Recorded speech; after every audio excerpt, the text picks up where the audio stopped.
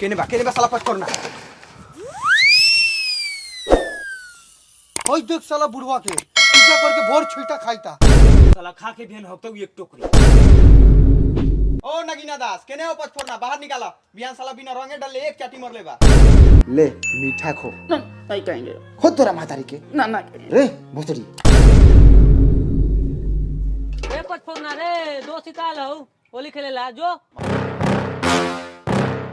मुर्गा बड़ा था।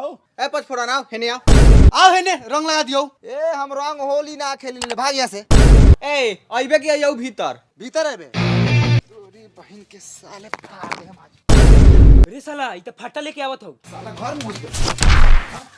रे साला होली है तो रंग ना लगइयो। साले एक बार कह देने कि हम रंग ना खेली ले तो बाहर निकल। ए तू बाहर आइबे कि भीतर आइयो। अगर हम नहीं आ जाबो तो मेहरारू के लुगा उगा सब खोल देबो। मुर्गा तू हमरा मेहरारू को लुगा खोलबे। आओ सर अंदर आ। ए चल हमरा ये में हटो। चल रुक आगे रुक। आओ सारो रंग लगा के देख ले आओ। हो देबा। चाचा प्रणाम। हाय ला जो गिरा सारा रारा। होइला तू हो सारा रा। आओ सरवा आओ। रे इ तो साला बैटिंग करे लगलो। है धर आ तू थोरो मार। मार तोरी बहन करा सा मार। अरे बाप रे साला लगा मोल साले के मोल गत्तर मोल रगड़ साले का रगड़ लगा धूरा लगा साला दिया मोल साले के। रे साला कान्हा के बेटा मुर्गा तोरा माई के। होली है भाई होली है।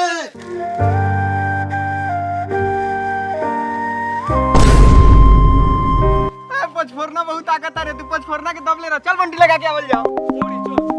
अरे साला अनरा के बेटा मुर्गा बा हमरा मेहरारू के रंग लाके तो साला परचा उड़ा देबो रे। साले एगो फुदगुद्दी उड़बे ना करिए साले परचा उड़ाइबो। ए भौजी होली है।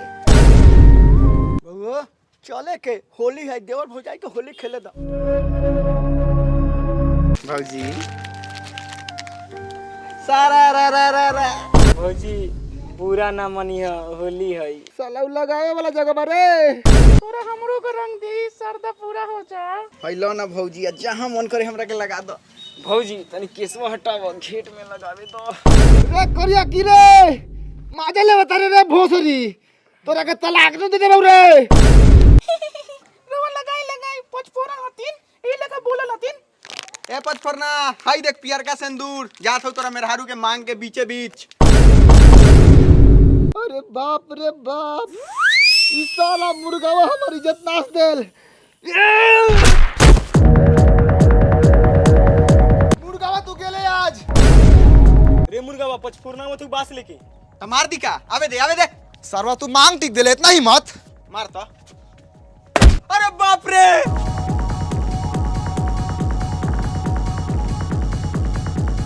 आई बाप साले। अरे बाप रे रे साला सब जल्दी उठा के ले चल डॉक्टर कनी ना तो मर जतई। उठाओ रे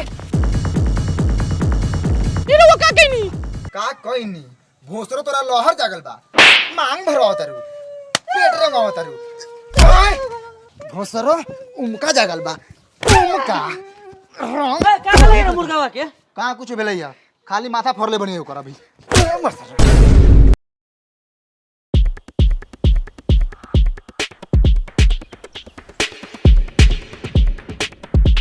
कारे पच फोड़ना चुप काहे बारे है मुर्गावा का माथा काहे फरले। अच्छा रउए बताई रउए घर में घुस कर और मेहरारू के मांग टीक देती प्यार का रंग से तो रउए का करती पुआ बड़ी खियाती। रे साला रे उतर तो तू पहले हनिया आइला उतर तक नहीं तो उतर के एहसान कर ले यहाँ साला। आगे निकल जा मुखिया जी समाचार।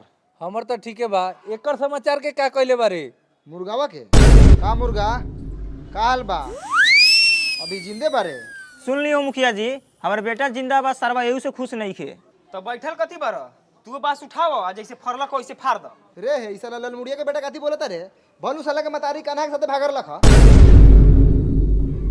फाफा ओ फाफा एकर कपार फाड़ा तो हमरा देखे के बा। हां तो बापा कह दे मतरिया एक बार मांग टिकवा ले तू प्यार का रंग से, ओकरा बाद माथा फाड़ देता हूँ। तो बोला कहना चा मेहरारू के मांग टिकवा बहु। पापा मऊगा बड़ा का पापा तू बड़ा का कुछ बोला, मूर्ति लेके बैठल बारा। साला यहाँ के सब गार्जियन मऊगा है, खाली मुड़ी गार के बात सुनता है सब। पापा ए मर्दे कुछ बोलाऊ ना। मुखिया जी हमरा पतो के तो मांग टिका गेल बा, ए पर का फैसला होके के चाही। मुखिया जी तंग हमार लड़का का माथवा देख ले हम। ना मुखिया जी के आंख में कबूतर मुतले है, मुखिया जी आन्हर हो गए बारन। सब बुझाता आ सब सुनातो बा, आ जब लागब एक जोराए से सबनी के थूड़े रे मुर्गा रे मांग टिकले तू पत्थरना के मेहरारू के। ना टिकनी का सबूत पे एकरा पास की हम मांग टिकनी तू ना टिकले ना। बोलाई मेरा रुके। हाँ बुलाओ। ए पत्थरन जाके अपन मेहरारू के बुला के लिया, ओकरा बाद फैसला होई। ठीक बा हम बोला के लिया तनी। जो लियो मुखिया जी आ गेली नंबर करिया मेहरारू।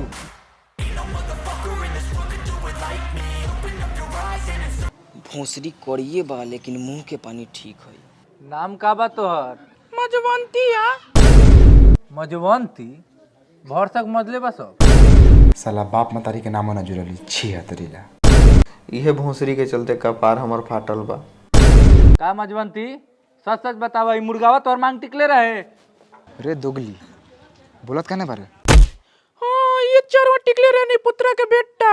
ए हम कोनो साजो के टिकनी उकारे, हम तो मजाक कइनी। मजाक कैलो हो, दोगले के बच्चा मार चप्पल के मुंह लाल कर दे। फाड़ दे मुंह सरवा के। बोलत कथी बारे रे?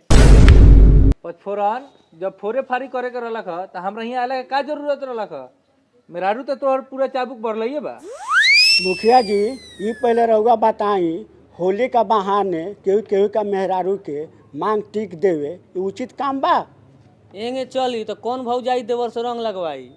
बुढ़वा खुद छिनार बा, साला सामाजिक बात करता। तनको सब लई है। का पचफोरन का कहत रे? केंगा फैसला हो को? केंगे फैसला करम? हम एकरा के 2 महीना छुअम थोड़ी है, नैहर भेजवा देम। आई सरवा मांग टिकले बा ओकर हिसाब करू का फाइन होई। मांग टिकाई जुर्माना सुन ले बारे आज देख ले पचफोरना बहू के। इस समाज में मुर्गा बाबू के घटिया रवैया के देखते हुए मांग टिकाई 21,001 रुपया मजवंती देवी को दिया जाएगा और मरद से मेहरारू के 2 महीना अलग रहे के पूरा खर्चा मुर्गा बाबू उठाइयन। ठीक बा मुखिया जी, हम एकर मांग टिकाई 21,001 रुपया दे हम, आ एकरा के 2 महीना के खर्चो दे हम, लेकिन ई मजवंती देवी हमरा लगे रही 2 महीना। मुर्गा बाबू हमरा मेहरारू के 2 महीना रखबा। अरे साला मुखिया जी मरला खा ठीक तक कैला खा सुनला कनानास 21,001 रुपया मांग टिकाई 1 दिन में देवे कोई प्लस 2 महीने के खर्चा ना तो तोहनी के समाज में रहेला जगह ना मिली। चला जा यहाँ से अब।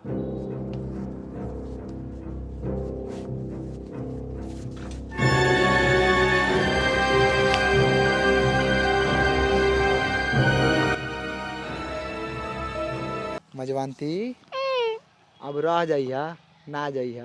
ठीक बा। साला 55 तो माला माल हो गई। I love you. Love you two.